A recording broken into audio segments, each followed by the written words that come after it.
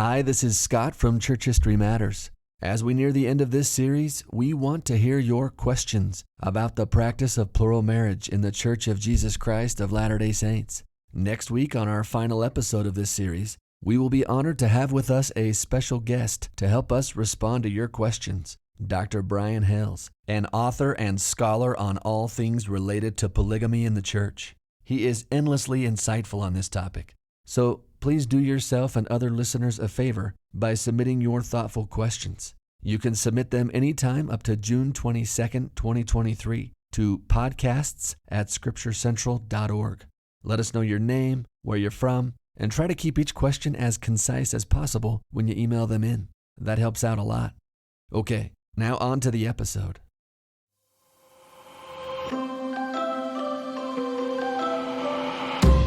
In 1852, only 8 years after Joseph Smith's death, church leaders in Utah publicly announced to the astonished world what some had suspected, that Latter-day Saints did indeed practice the principle of plural marriage.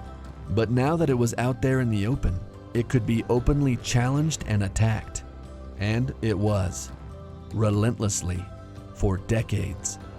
In today's episode of Church History Matters, we'll walk through the history of how plural marriage came to a rocky end under the draconian legislation and crushing pressure of the United States government.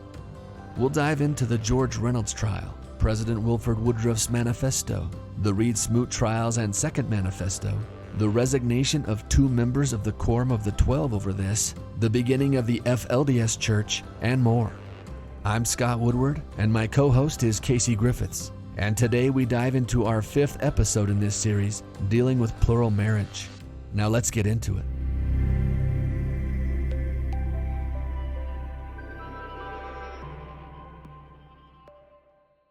Hello, Casey. How we doing? Good. How are you doing, Scott? Good. Good to see you. We're hoping we're going to wrap up our discussion on plural marriage by talking about after Joseph Smith's death. So, Scott, why don't you give us a recap of what we talked about last time, and then we'll dive into today's topic.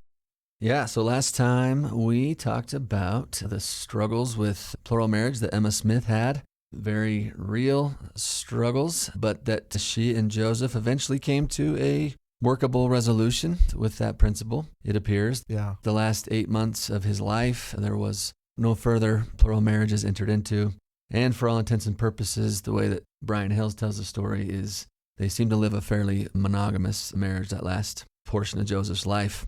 But his life was brought to an abrupt end because of plural marriage. That's not the only reason that factored into his death, but it was a primary reason. It led to some apostates turning against Joseph, chief of which was William Law, and that's going to lead to a conspiracy against his life. And we talked a little bit about what happened there. We intend to talk a great deal more about the martyrdom in future episodes. But yeah. Joseph himself said of the principle of plural marriage, according to Brigham Young's recollection, "I shall die for it." And so this is a principle Joseph would pay for with his life.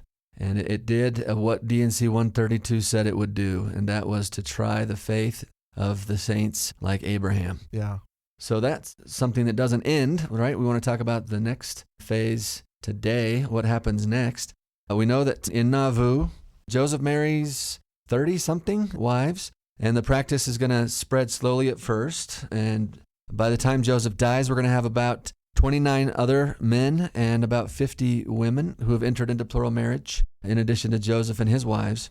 And then when the saints enter Salt Lake Valley, we want to talk about that today and what kind of happens between Joseph Smith and the end of plural marriage. That's where we're going to try and go, and we're covering a lot of ground today, more than we have in the other podcasts, but yeah, we felt like the big points to hit are the beginnings of plural marriage and then the end of plural marriage in the church. Yeah. Just like you said, plural marriage is not a public practice in Nauvoo for obvious reasons. It's a factor in Joseph Smith's death. And the people that are practicing plural marriage when Joseph Smith is killed are worried that the same thing could happen to them. Yeah. And so the practice remains private until 1852 when they announce it publicly. And this Who announces it? Yeah, and that's something we could talk about too, is Orson Pratt is the one that announces it. He gets up in a meeting held in the Salt Lake Tabernacle, August 1852. He says, "It is quite unexpected to me, brothers and sisters, to be called upon to address you this afternoon, and still more so to address you upon the principle which has been named, namely a plurality of wives." Ooh, I think that talk got everybody's attention. That, to be a fly on the wall, right? Yeah, I think everybody was listening to that talk. Yeah, you're looking at the woodwork and all of a sudden the plurality of wives is set over the pulpit. Yeah. Wow. He says, "The congregation is aware that the Latter-day Saints have embraced the doctrine of plurality of wives, but it is new ground to the inhabitants of the United States." And that's a big understatement to start with. Yeah. It's interesting that they choose Orson Pratt. Orson Pratt is assigned, it appears, by Brigham Young to introduce the principle. And that's interesting given his history with plural marriage in Nauvoo a little bit earlier. Yeah, so tell us about Orson Pratt in Nauvoo. Orson had some serious issues with plural marriage in Nauvoo. First of all, his wife, Sarah Pratt, was one of the women that was involved with John C. Bennett.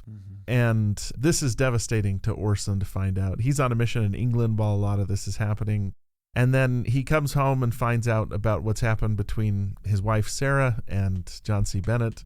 And then on top of that, Joseph Smith takes him aside and basically says, look, this doctrine of plurality of wives doesn't have anything to do with John C. Bennett, but it is true. It's something that the Lord's revealed to me. And Orson struggles. Like, he leaves Nauvoo. There's worries for a while that he may have been thinking about harming himself.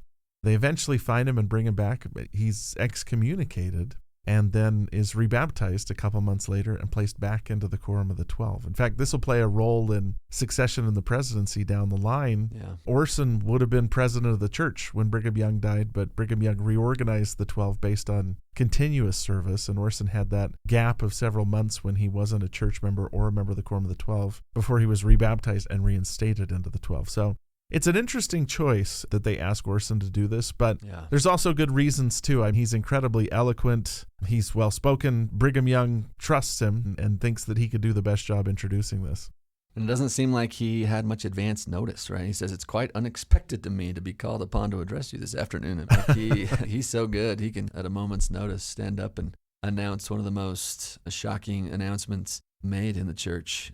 Yeah, and it seems like the pressure to do this had been gradually building. Utah, at this point, is a territory of the United States, and even though Brigham Young is the governor, a lot of the territorial functions related to the federal government are carried out by outside people. And the judges that get sent to Utah aren't exactly the cream of the crop. I don't think Utah was the plum assignment. But it's a guy named Perry E. Brockus who gets sent as a federal judge to Utah, and he presses the saints on this question until they feel like, let's just announce it on our own terms. He gives a speech in September 1851 where he calls upon the Mormon women to be virtuous, which is apparently a veiled reference to plural marriage. And he and other federal officials start reporting to newspaper reporters in the East that the saints were practicing plural marriage and defending the principle of plural marriage. So it's starting to leak out. Yeah. It's starting to leak out through the wrong sources. Yeah. And I'm guessing they're still frightened over what had happened to Joseph Smith with this. But at this point, it's one of those things where let's get ahead of the story, let's control the narrative, and they announce it. Yeah. Tons of fallout from it. But Orson also, in the talk, gives a pretty good rundown of some of the primary reasons for why they are practicing plural marriage. And so what Orson is saying here could be a good companion to Section 132 of the Doctrine and Covenants. He covers some of the same ground, but he also brings up some new points that we might consider really quickly. Like what? He ties plural marriage back to the promises made to Abraham, this idea of eternal posterity and lineage, and fulfilling the covenants that were made to the ancient Old Testament patriarchs is the first and foremost one. So that's not new content there yet. He's rephrasing Section 132. Yeah. Does he give any other reasons? Actually, he takes kind of an unconventional route, too, and I think it was because, in part, Judge Brockus was accusing them of being immoral, that he talks about how plural marriage was designed to prevent immorality. Yeah, that's new. Yeah. He says, immorality is to be prevented in the way the Lord devised in ancient times, that is, by giving his faithful servants a plurality of wives, by which a numerous and faithful posterity can be raised up and taught in the principles of righteousness and truth.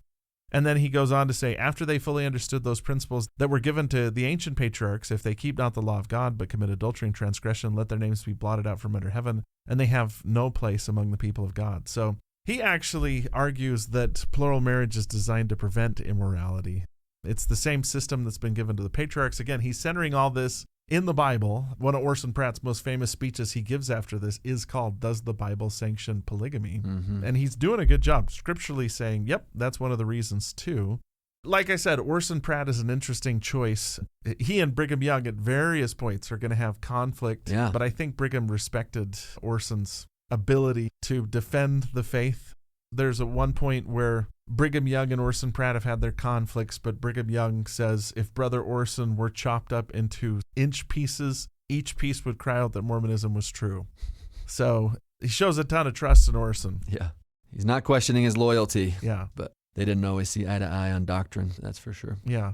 Orson gives another talk in 1869 called Celestial Marriage, where he reiterates some of these principles. And really on that point of preventing immorality, he says what happens in societies that don't allow for plural marriage is that there's always going to be an abundance of females to males. He makes this case, I don't know if it's defensible today statistically, but he makes the case that because of death rates are higher among men, and by the time you get to marriageable age, there's a surplus of females to males.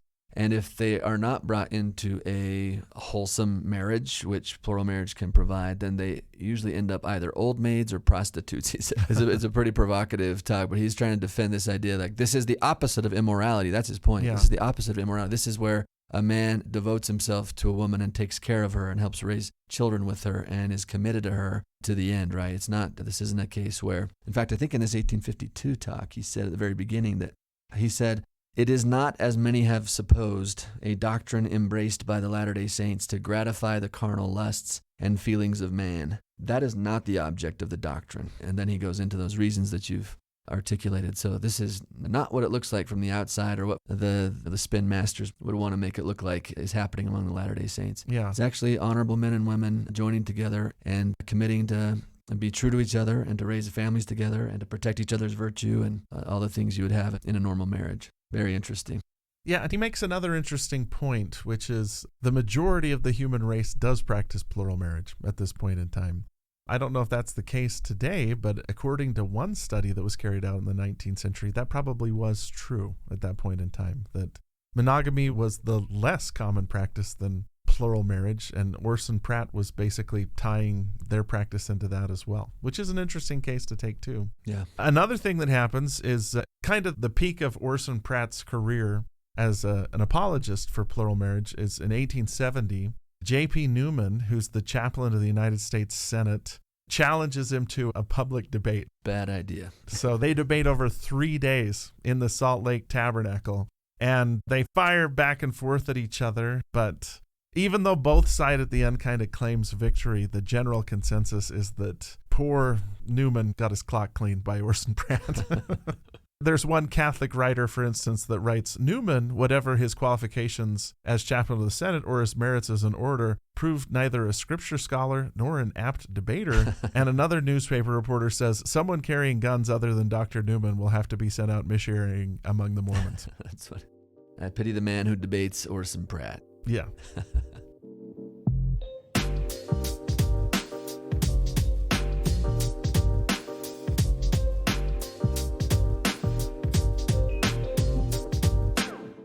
So plural marriage is out there, Yeah. and everybody knows. And before we get into the next part of the story, I think we wanted to take a minute and talk about what are the numbers. I always have students ask me, did most people practice plural marriage in the church? How did it work?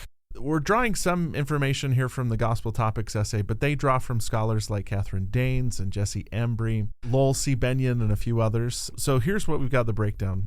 Most families that practice plural marriage, in fact, 2/3 is the figure they cite, were only 2 wives at a time. So when we think of people like Brigham Young or Heber C. Kimball who have multiple wives, I think Heber C. Kimball is the record holder. Oh, how many does he have? What's the record? Oh, gosh, I'm trying to remember. I'm Googling it right now. Okay, you're looking it up. I'll keep going while you're looking that up. About 2/3 of marriages that they're defending here, these plural marriages, are 2 wives. Yeah.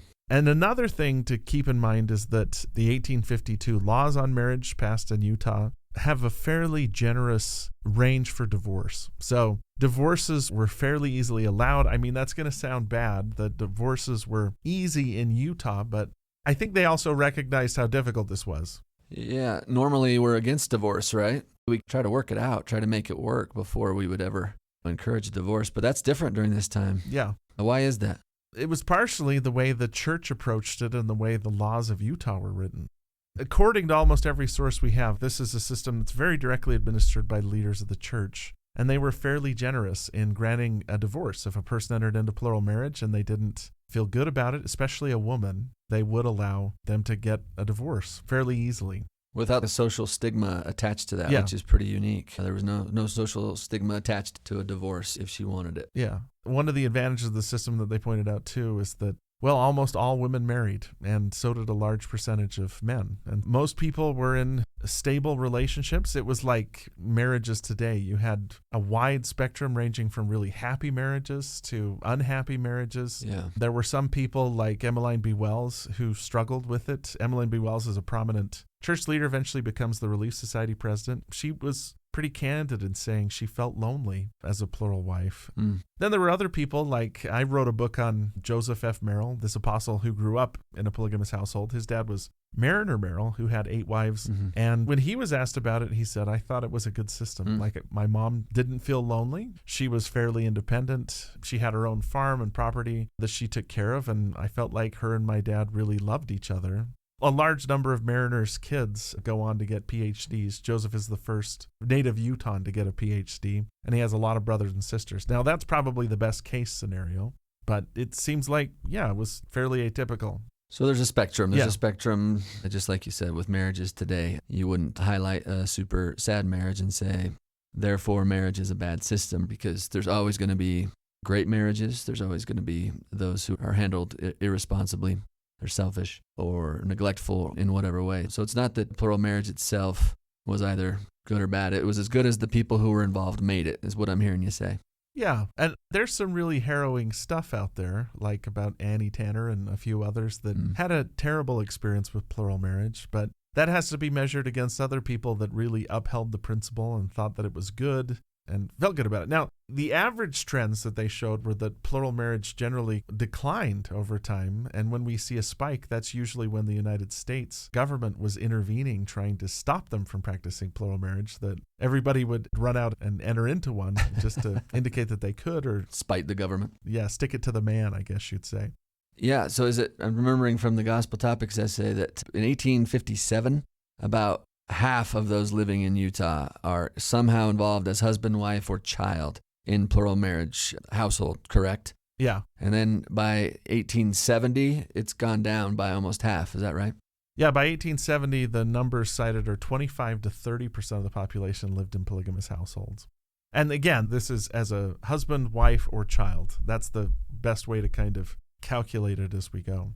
So this is never like the majority. This is never the way that everybody's living in Utah. Its peak, it was close to half. Yeah. But never the majority. Yeah, and that's probably the high point. And like we said, Catherine Danes wrote this great book called More Wives Than One, where she just basically took a single community, Manti, Utah, and studied the records that were there. And she showed that the number of plural marriages was always continuously on the decline. And then there'd be a spike when a new law came out or a new effort was made by the government to try and end plural marriage. So the majority of the church never practiced it. And without outside interference, it's interesting to think about what might have happened to it if it was left alone. It's like the saints kept upholding it because of this outside pressure, but in general, they trended towards monogamy. I don't think their society was ever really strategically built to accommodate plural marriage, so they trended towards monogamy in their own life. Yeah, it seems like with each generation, it was starting to become, that's what my parents and my grandparents did, but the next generations were not following suit, at least not wholesale. It wasn't growing, it was declining, which is interesting. Yeah, what would have happened? What would have happened had government just stayed out of it? Yeah. Should we talk about the government's intervention? What did happen? Why did the government get involved? Let's talk about that. Oh, wait, by the way, Heber C. Kimball had 43 wives. Just had to get that out there. There you go.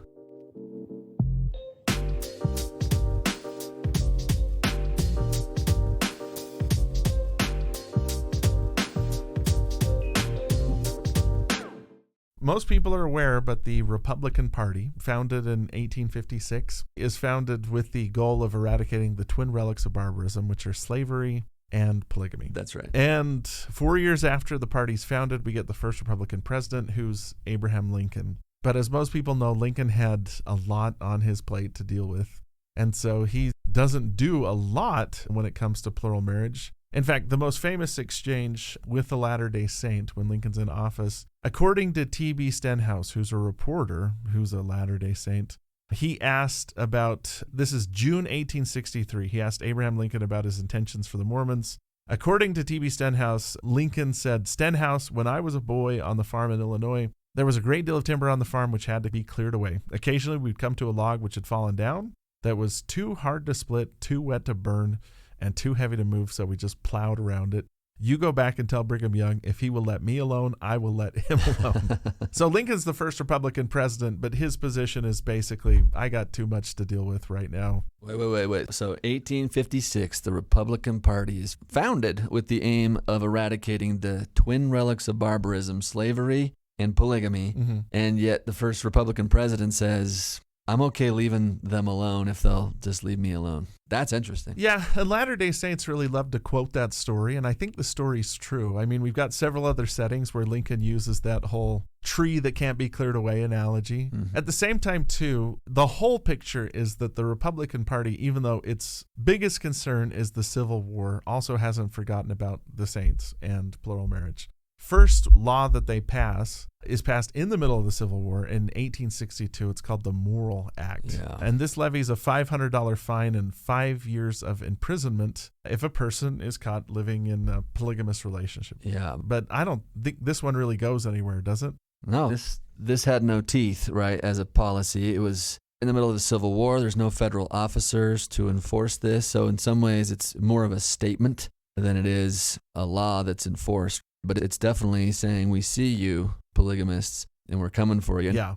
With slavery and polygamy, it's just a matter of priority, right? They tackle slavery first, and once that's settled, that's when it seems like the pressure just is laid on hard and heavy coming after plural marriage, wouldn't you say? Yeah. So you get the 62 Act, Moral Bigamy Act, and then the Civil War ends in, 65? And then what happens? Tell us the next legislation. It's like for a couple years, they're concerned with Reconstruction in the wake of the Civil War. Right. But then that becomes knotty and twisted, and they're not making headway there. And so they turn their attention back to plural marriage and start to pass increasingly stringent laws. Like a lot of the saints, we should mention, did not think that this was legal. Right. That the First Amendment of the Constitution, free exercise of religion, allowed them to live the law of plural marriage. And so the next step that they take is the Poland Law, which is in 1874, and that's designed specifically to take apart Utah's judicial system. So a lot of the judges in Utah were Latter-day Saints who interpreted the Constitution the same way and wouldn't prosecute a person practicing plural marriage. So the next step is we've got to get them out of the judicial system. Another irony here is that women were granted the right to vote fairly early on in Utah. But these anti-polygamy legislations are eventually going to take that away because women didn't vote against the church. Women voted in general in favor of the church, and people wondered what's going on here. Explicitly in favor of polygamy, right? Didn't they sign a bunch of petitions and send them to Washington, D.C. saying, we're not oppressed by plural marriage? Yeah. That was a major surprise for some in the East. But of course, that was interpreted as, well, that's what the Mormon men are making you say, kind of a thing. Yeah. But there were women that were in favor of this, and they were making their voices known. Yeah, one of the ironies of plural marriage is that it did, in some ways, allow women some opportunities that they didn't have. Because, if you're a woman in the 19th century, you're, especially a married woman with children, your big concern is taking care of your kids. Plural marriage creates this kind of shared sisterhood system where you have some women that are able to excel in professions. Like Martha Hughes Cannon, the first woman elected to a state legislature, is a plural wife. She actually runs against her husband and beats him.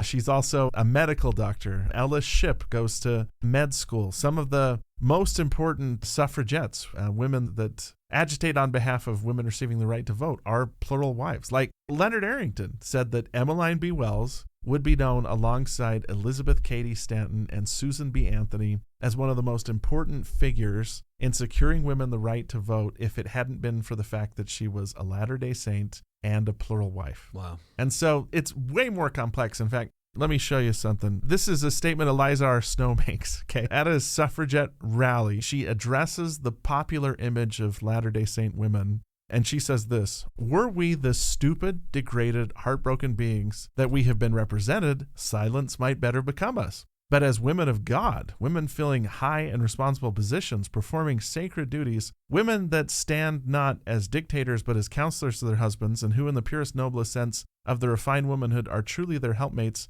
we not only speak because we have the right, but justice and humanity demand that we should."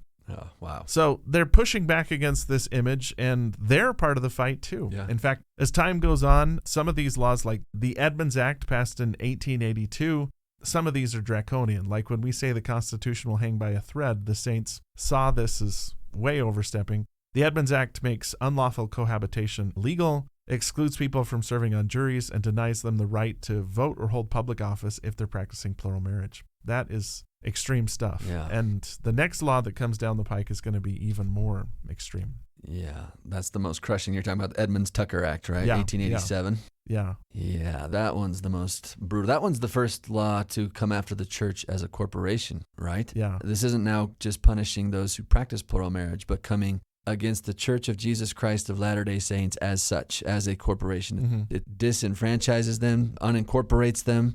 This is as heavy-handed as it gets, I think, in our nation's history of singling out one people and then legislating in a way to crush them to the ground. Yeah. For instance, the Edmunds-Tucker Act is going to make it so that you have to swear an anti-plural marriage oath even to vote.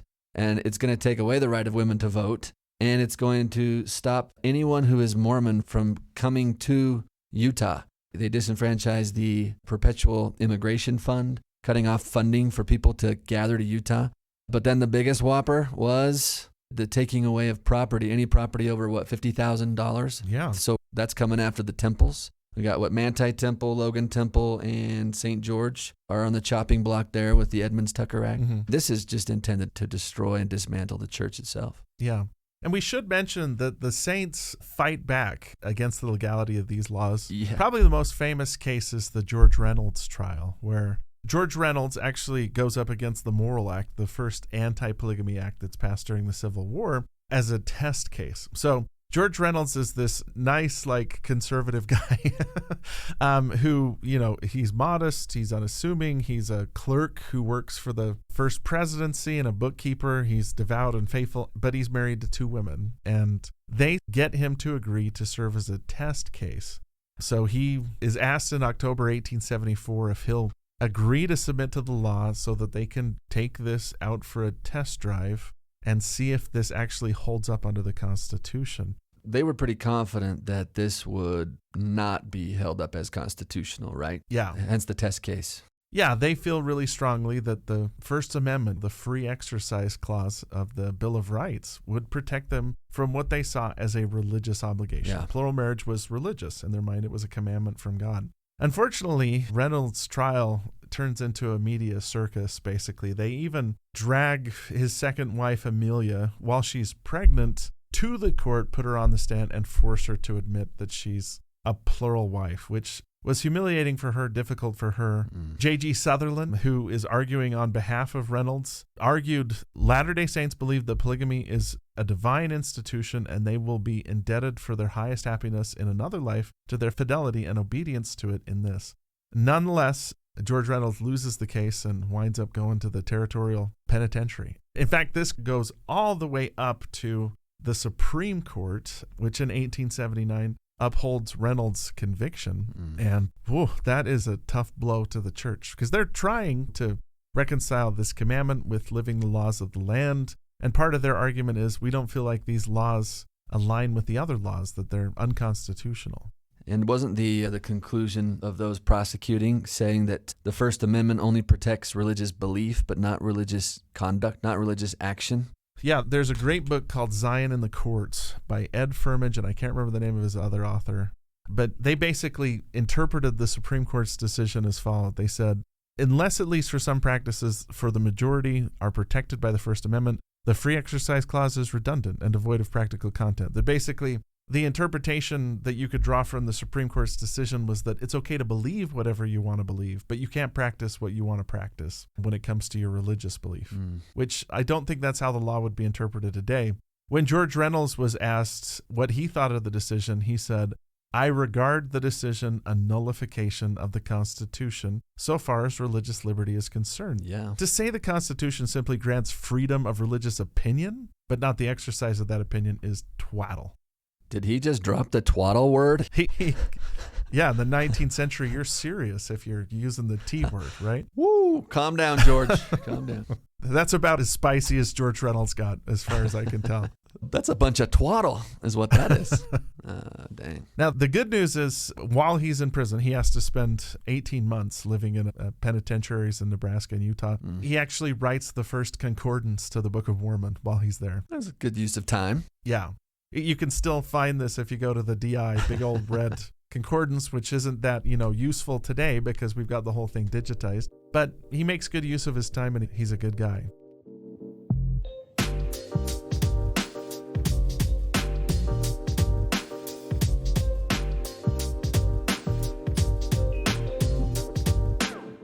So Edmunds Tucker is really setting us up for Official Declaration 1, or the Manifesto, and is an important part of the circumstances there. Scott, walk us through a little bit about the lead up to the Manifesto. Yeah, so we've got the civil disobedience, can we call it that, where saints believe they still have legal recourse, and they still have a way to continue to challenge these things in the courts during the 1880s. And so they are practicing plural marriage while trying to avoid arrest. And when 1887 happens with the Edmunds Tucker Act, now much of church leadership is going to go underground, right? They're going to start to be hunted as fugitives by U.S. deputies. In fact, you can find these wanted posters still if you Google them.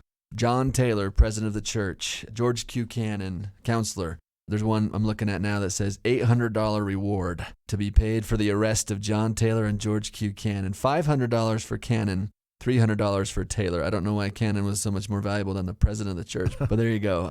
John Taylor, as president of the church during this time, he's going to go into exile in Kaysville, Utah, and he'll die there that same year, 1887, July 25th. So for 2 years after his death, the church is without a first presidency, so the Quorum of the 12 is leading. Wilfred Woodruff is the president of that quorum, assuming leadership during that interim period. So in April 1889, Wilfred Woodruff is sustained. The first presidency is reorganized. He's now officially the president of the church, 1889. They've continued to appeal the case all the way to the Supreme Court, and the Supreme Court has officially ruled against them and upheld the Edmunds Tucker Act as constitutional. Meanwhile, many church leaders have been caught and put in prison. There's some great pictures. You should Google sometime, listeners. Check out some church leaders in the stripes of shame, George Q. Cannon and others in the Utah Territorial Prison, arrested under the Edmunds Tucker Act. And so 1890, Wilfred Woodruff is considering all of this. We now have no more legal recourse. And the question is, what is to be done? So in September of 1890, Wilfred Woodruff seeks divine guidance on this, about the path that should be pursued. And what we know as the Manifesto was the result. I think maybe the best way to think about this is, what's our highest priority, right? Because we can't have it all. Either we can retain our determination to practice plural marriage and lose the temples, lose much church leadership, many of the heads of households, be disincorporated, everything the Edmunds Tucker Act was doing, undermine Zion, undermine the ordinances that are to be done in the temples, but hold on to polygamy, or let go of polygamy and retain the temples, retain church leadership and heads of households, retain the ordinances of salvation and exaltation. What is the most fundamental? What's the most indispensable? And that's when the revelation comes that Wilfred Woodruff later explains. Actually, about a year after the Manifesto, he starts explaining, going on little speaking tours, and starts explaining to people exactly what happened. Yeah, and I think, even before, he says something like, I'm under the necessity of acting for the temporal salvation of the church. Yeah. Some people have said this was politically motivated, this revelation, but President Woodruff gives the reasons why the revelation came. I would point out Official Declaration 1 doesn't look like the other sections of the Doctrine and Covenants. Yeah. Wilfred Woodruff is clear in stating it came as a result of revelation. He was told by God to do this. Yeah, it's probably important to point out that the official declaration itself is not the revelation, right? It's Yeah. a declaration that revelation had been received, and now I'm telling you about it. Yeah. It's, in fact, when he comes back, his counselors know about it, and then about a week later, it was October, wasn't it, when the Quorum of the 12 meet, and they sustain it, even though some of them are still wrestling with it a little bit, but they do sustain it. And then it's presented to the church in October 1890, and it kind of reads very much like the government is listening, right? Mm-hmm. He says, for instance, I'll read directly from the declaration itself. He talks about how he had heard of a case where someone had used the endowment house in Salt Lake to perform a plural marriage ceremony, which was not authorized by him. And so he says, when I heard about that, I had the endowment house torn down without delay. And then he said, inasmuch as laws have been enacted by Congress forbidding plural marriages, which laws have been pronounced constitutional by the court of last resort, that's the Supreme Court, we have pushed this thing all the way to the Supreme Court, and they have found the Edmunds-Tucker Act constitutional. So I hereby declare my intention to submit to those laws and to use my influence with the members of the church over which I preside to have them do likewise. This is clearly because of what is happening in their external circumstance, right? Mm-hmm. We've done everything we can. We've done everything in our power, and there's nothing left for us to do legally other than submit. And so I declare my intentions to submit. Now, behind this are some revelations that he'll explain to church members later, but this first public announcement is very business, a proclamation of our intention to be good citizens of the United States of America.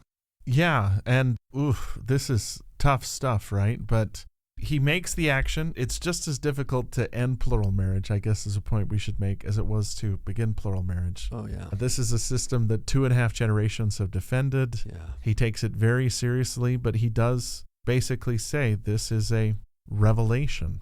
I was commanded by God to do this. I had to act for the temporal salvation of the church. Yeah, he says this actually on that day in his conference talk where this was read. He said, "The Lord has required at our hands things that we were prevented from doing." And then he mentions this. He says, "The Lord required us to build a temple in Jackson County. We were prevented by violence from doing it. The Lord has given us commandments concerning many things, and we have carried them out as far as we could. But when we cannot do it, we are justified." And then he said, "The Lord does not require at our hands things that we cannot do." That alone is a pretty powerful principle, right? If you've been legitimately kept from keeping a commandment because of external circumstances, the Lord doesn't require that commandment. I'm thinking about many missionaries who had to come home early because of COVID-19. You shouldn't feel like a failure, right? External circumstances brought you home early. You served an honorable mission the best you could. Right. Or people who yearn to be married, but they can't because of external circumstances, or married couples who want to have children, but they can't. The Lord does not require at our hands things that we cannot do. So that alone is a pretty powerful principle. But when you apply it to this situation, that's telling to see inside the heart of President Woodruff. And we should also say that not every member of the church just eagerly, wholeheartedly accepted this. The minutes of that general conference do say that it was sustained unanimously, but it doesn't seem to clear up all confusion in the hearts of the Latter-day Saints, right? Right. Is this a temporary thing that we're just doing this to appease the government? Are we all going to go to Mexico, up to Canada? Was this just a political maneuver? Are we just giving a nod to the government so they look the other way and then we can do our own thing? Yeah. And Wilfred Woodruff, that's what begins his speaking tour the next year, where he begins then to explain, no, this was a revelation from the Lord. He immediately has to make a clarification, too. Like right after the manifesto is issued, he says, this manifesto only refers to future marriages and does not affect past conditions. I did not, I could not, and I would not promise that you would desert your wives and children. This you cannot do in honor. Yeah. But the language of the manifesto, which is basically, we're going to comply with the law. If the law has been upheld by the highest court, we'll follow it. Yeah. Opens questions. Yeah. During the struggles with the federal government, some Latter-day Saints had moved to Canada. Some had moved to Mexico. And does the law apply to them? Because if you're in a country where it's not illegal to practice plural marriage, can you still practice plural marriage, including creating new plural marriages? Yeah. Is the question that comes up. Yeah, that's outside the U.S. jurisdiction. You could see people easily come to the conclusion that, yeah, that's fine, because this is all about the U.S. government, right? Yeah. Yeah, lots of questions still left.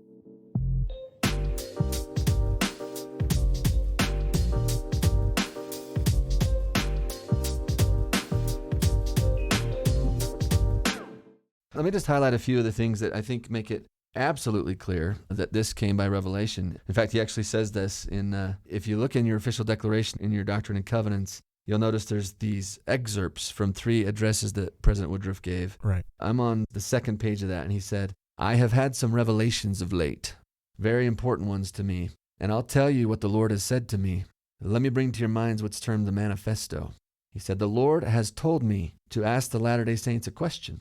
And he also told me that if they would listen to what I said to them and answer the question put to them, by the Spirit and power of God, they would all answer alike, and they would all believe alike with regard to the matter. And then he says, here's the question. Which is the wisest course for the Latter-day Saints to pursue?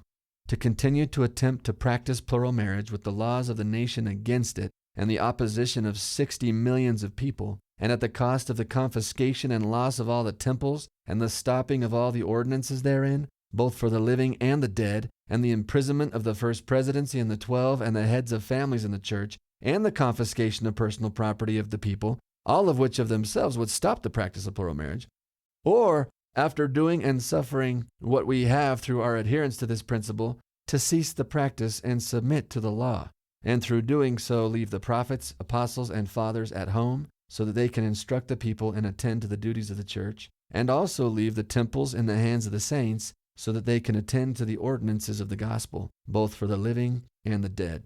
Which course should we pursue? He said you should all, if you've got the Spirit of God, answer that question the same. Shall the work go on or shall it cease? He asks. And so that was really what this was about. Mm-hmm. The Lord showed me. The Lord told me. I've had revelations of late. The Lord, he goes on to say, showed me by vision and revelation what would have happened had we not stopped this. The Lord has manifested to us. I saw what would come to pass. I've had this Spirit upon me for a long time. I'm still quoting from him. The God of heaven commanded me to do what I do. I wrote what the Lord told me to write. I'll tell you what was manifested to me just over and over again. Evidence this is not Wilfred Woodruff buckling to external pressure. I mean, that's a criticism, isn't it? Some people say this just goes to show that this is just President Woodruff buckling to external pressure. Political pressure came, and he conveniently got a revelation, right? Right. That basically the government was stiff-arming him into that decision anyway, and so he's just capitulating to that and calling it revelation. No, absolutely, that's not what's happening. How do you respond to that, by the way, Casey? What would you say? I'll tell you my response in a second, but how do you respond to that?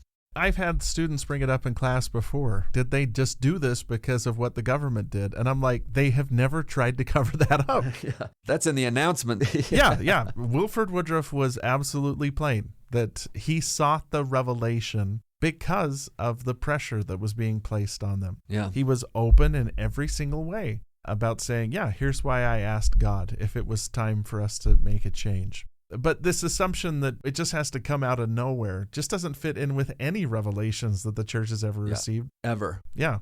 Revelation is always born out of necessity. Yeah, I want to just say, what other kind of revelation is there than revelation in response to external circumstances, right? Yeah. Prophets don't operate in a timeless, circumstanceless vacuum.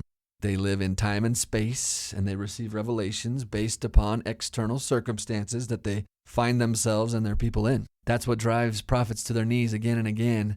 And that's what got Wilfred Woodruff to go before the Lord, as he said, is because of that. Yeah. Sometimes with my students, I'll say, to attack a prophet on that point, it's kind of like saying, the only reason that you asked the Lord about whether it was wise to marry the person that you did was because you were seriously dating them and you really liked them. You know, it was just the external circumstance of dating them seriously that made you seek a revelation.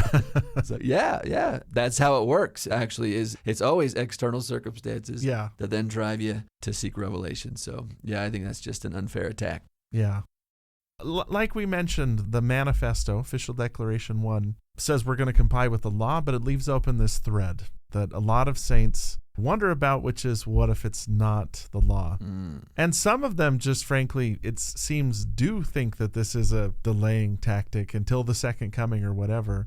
So during the decade after the Manifesto, there's ambiguity. Yeah. Plural marriage couldn't be stopped immediately. It gradually ends. In fact, most people don't realize this, but the last president of the church to openly practice plural marriage was Heber J. Grant, who's president of the church into the 1940s. Yeah. He has 3 wives, 2 of whom die relatively young. So by the time he becomes president of the church, he is monogamous. But those are his wives. He believes in and accepts them. Yeah. You could argue we still accept it in principle today. But the first official declaration... Whoa. You got to go back to that. You got to go back to, what do you mean? What do you mean? Well, I bring this up with my classes. Who's the last president of the church to be sealed to more than one person? It's President Nilsson, right? President Nilsson's first wife, Dancel, passed away in 2005. A few years later, he met and married Wendy Watson. He's sealed to both of them. Does that make him a practitioner of plural marriage? I mean, technically, yes. Whoa, wait. So you would say that is practicing plural marriage? Well, I mean, he's sealed to two people. So is that plural marriage? I don't know. Is it? In principle, we still believe that a person can be sealed to more than one other person. Oh, okay. I see. The latest handbook of the church indicates that a deceased woman who was married to several people can be sealed to them as well. And so when you believe in eternal marriage, you believe marriage lasts beyond this life, that opens the door to some complicated things. Yeah. And that complexity is something we've got to be okay with.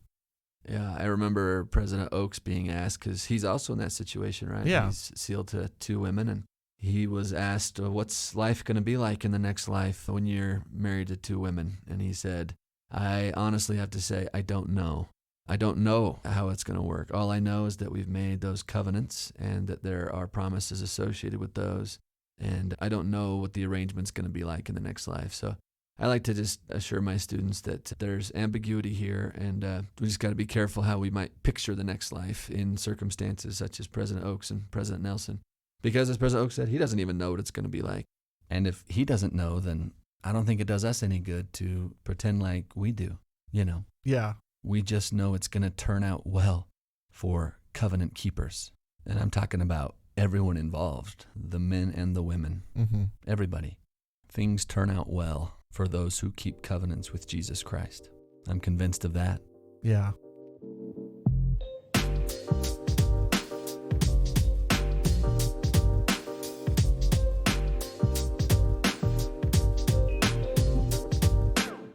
The manifesto is issued, but certain members of the church have questions, and some are still performing new plural marriages in Mexico and Canada, and there's even a record of a handful that take place in America.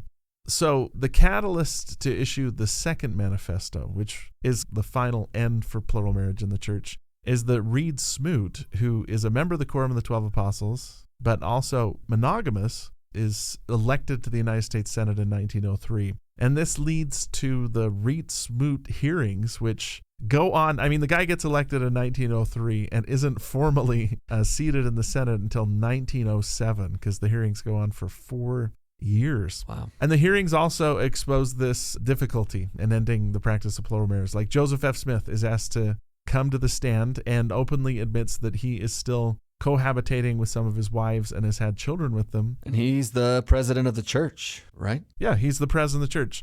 I'm on his side here. Like, honestly, he says when he's asked, why are you doing this? This is the answer he gave. I simply took my chances, preferring to meet the consequences of the law rather than to abandon my children and their mothers.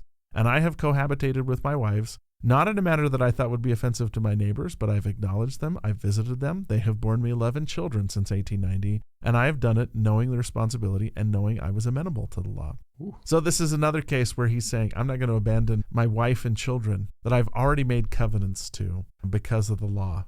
And this whole exchange, oh my goodness, it's such a thing. At BYU, we have the Reed Smoot papers, and Reed Smoot kept a very detailed scrapbook of the newspaper articles about him. It was everything, including a paper that basically showed the temple clothing and the temple ordinances in its front page. Wow. But it seems like a lot of the questions were centered around, has the church actually stopped practicing plural marriage? Yeah. There was an exchange between Joseph F. Smith and one of the senators. So the senator says, now I will illustrate what I mean by the injunction of Scripture, what we call the New Testament. President Smith said, that's our Scripture also. The senator, kind of surprised, goes, that's your Scripture also? Yes, sir. Then the senator says, the apostle says that a bishop must be sober and must be the husband of one wife. And Joseph F. Smith's reply was, yes, at least.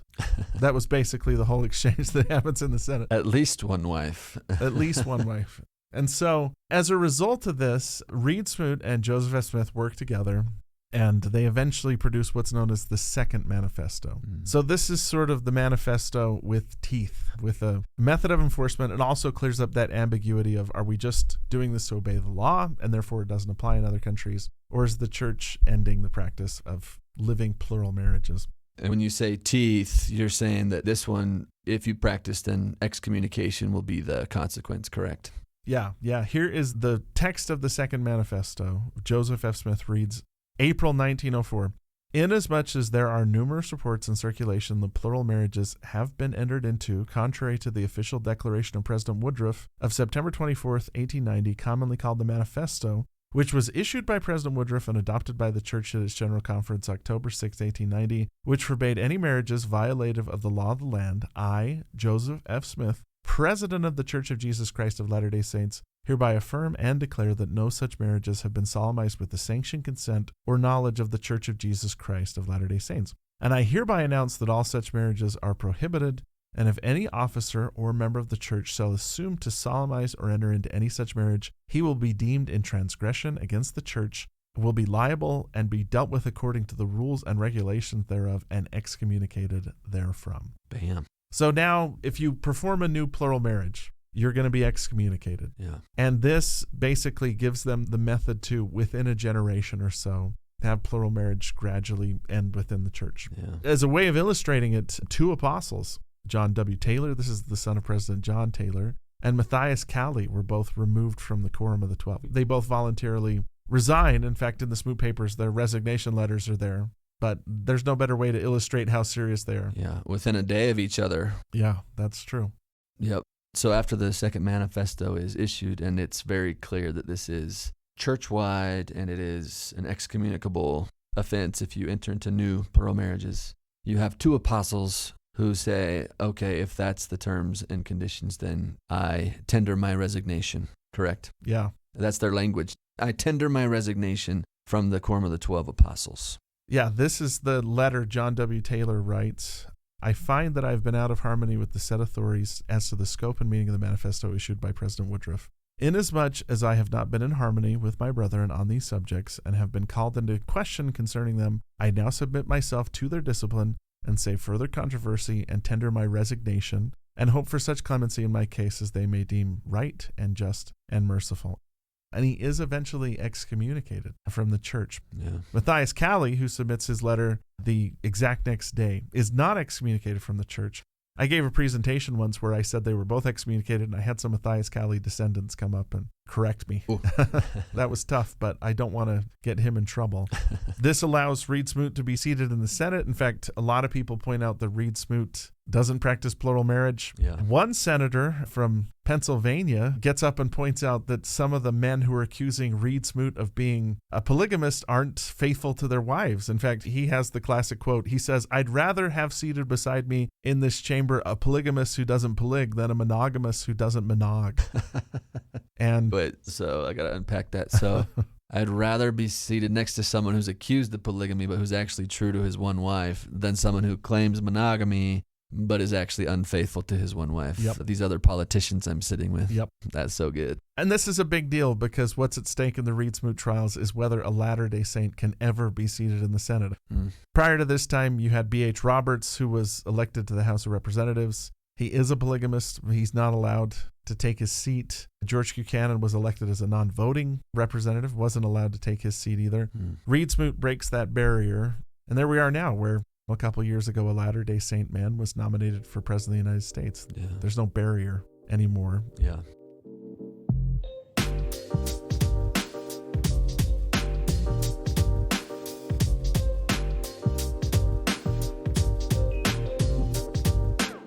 We should probably point out that this is not going to sit well with a certain segment of Latter-day Saints, right? There's going to be a group that's going to break off from the church, actually, on this. In 1912, a guy named Lawrence C. Woolley, a member of the church at the time, he purported that there was an 1886 revelation to John Taylor, and they saw that President Woodruff's manifesto went against that revelation. And so they're going to make a case in 1912 that Wilfred Woodruff was basically a fallen prophet, Right. and that they were going to continue with the fundamental practice of plural marriage. They'll call it the principle. And so this is where we're going to get the FLDS church, right? That's a break-off in essentially 1912, the FLDS Church, Fundamental Latter-day Saints. And that's actually interesting and insightful, right? When you remember when Wilfred Woodruff was wrestling as the revelations were coming, the Lord saying, think about which one's better to give up, right? In other words, which one's more fundamental? Temple practice, the ordinances of the temple, or plural marriage? Right. President Woodruff understood by revelation that temple was more fundamental. But this other group is saying what's fundamental is plural marriage. Yeah. That's how we get this break off, and that's going to lead to the continuation of the practice of plural marriage, even to this day with some groups. And that's why there's still rumors that we're guilty by association with them, that they're FLDS and we're LDS. And so many people misunderstand. We would love if that went away. Yep. But they head down to a place called Short Creek down on the border. Is that by Arizona, border of Arizona? Mm-hmm. Anyway, that's a whole nother hour or 2 hours of discussion of all of that. But I think it's helpful for our listeners to know that this is where the FLDS church came from. It was right after this second manifesto. It became very clear that there was no room whatsoever anymore for plural marriage to continue to happen in the church. And so that's when they made their break. Yeah. And I mean, with these groups coming out of the woodwork in the early 20th century, the First Presidency does issue a statement. Yeah, explicitly about them. Yeah, that one of the things they say is this: no one better knew the principle regarding authority for the sealing power than President John Taylor, and he would not have attempted to violate it. It's sacrilege to his memory, the memory of a great and true Latter-day Saint, a prophet of the Lord, that these falsehoods should be broadcast by those who profess to be his friends while he lived. Ooh. They also point out that at President Taylor's death, the keys of the sealing ordinances, this is this 1933 First Presidency statement, with their powers and limitations passed by regular devolution in the way and manner prescribed by the Lord and in accordance with the custom of the church, to President Woodruff. Yeah. So President Woodruff has the keys that John Taylor had, and he's the one that gave the declaration, and that's that. Boy, and that's such an important principle. Maybe this is a good place to land our discussion today, is this idea of the keys. And this 1933 statement of the First Presidency, this is President Heber J. Grant, is the president of the church at the time. And this claim that continues to be made that Wilfred Woodruff violated John Taylor's revelation somehow, and which, by the way, you can look at that revelation, you can find it online, and there's nothing in there that goes against the manifesto. But that's the claim they made.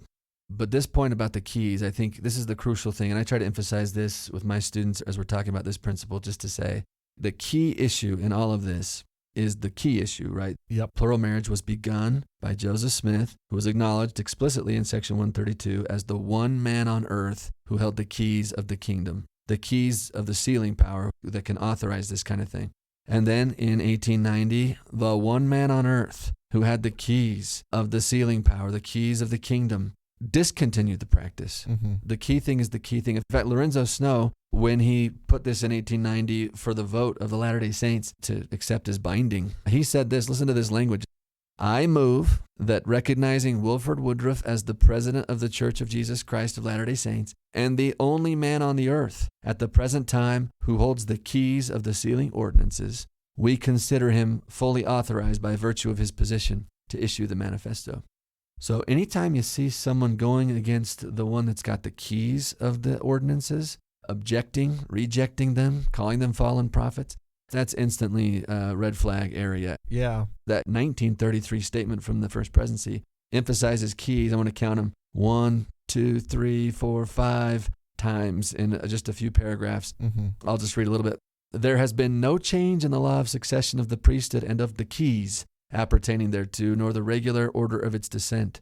President Grant today is the only man on the earth at this time who possesses these keys.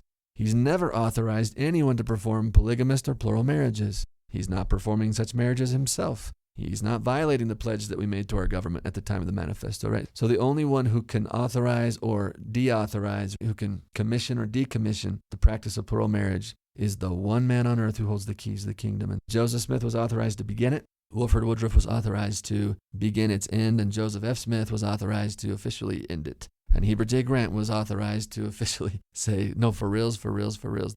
The issue is the keys. Yeah. And the key holders have been very clear on this. And so if we just keep our eyes riveted on the keys, they might take us on a ride. In the 1830s, 40s, plural marriage might be introduced. But then in the 1890s, we might take a 180-degree turn, and it might be discontinued. And that's totally fine, because it's the one who holds the keys who's doing that. Yeah. I think that's the important principle here for me. Yeah.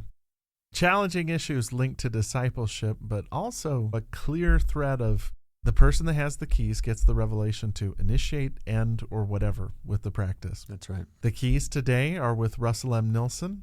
The sealing keys that were used to seal me to my wife continue on the earth today, and that's the person that we look towards to get our direction and guidance from Jesus Christ. Yeah. Tons of stuff. Like, oh my gosh, we've done 5 hours on this. We could probably do 15 hours more easy and then keep going. But we thank you for hanging in with us as we've discussed this challenging and difficult topic. Look for more resources on doctrineandcovenantcentral.org, and we'll talk to you next time. Thank you for listening to this episode of Church History Matters.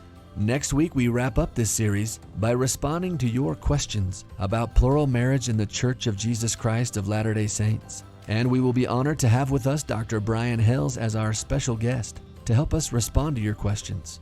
He's a scholar of all things related to plural marriage in the church, and you're not going to want to miss it.